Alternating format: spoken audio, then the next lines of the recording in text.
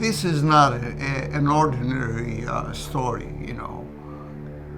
The Ottoman government, instead of protecting its own people, the government is destroying or trying to get rid of these people because they have a different faith, because they're not like them.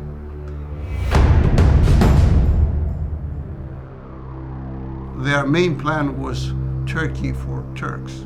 There was no room anymore for anyone who was not a Turk. There was no room for the Christians. Those, they had to eliminate them, they had to get rid of them. The Turkish government wanted everything to disappear.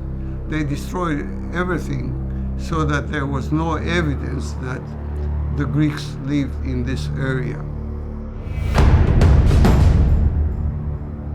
I could see my father, the expression in his face, how sad he was, how he felt the nostalgia of missing his home, this feeling that something was missing. A good friend of mine, a Turkish friend, one of his trips a few years back, he went to my parents' village.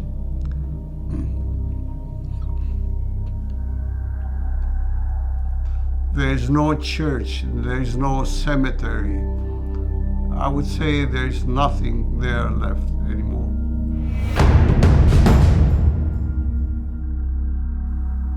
My own grandfather died in the labor battalions. He was only 43 years old.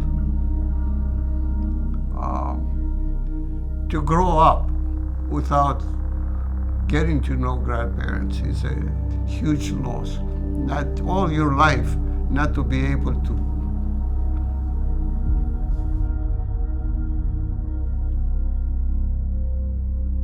These tragic events, the loss of life, the loss of my own people, has affected me a lot. And for many years now, I've spent, and I keep spending every day of my life trying to study the events.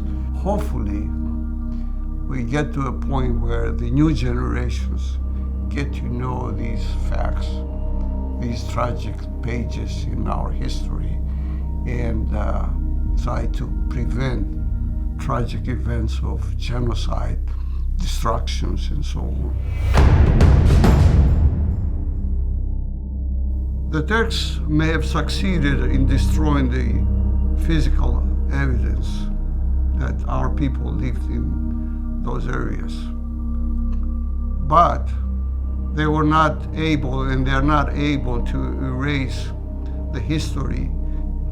My people did not do anything to deserve the expulsion, the destruction, the killings, and genocide.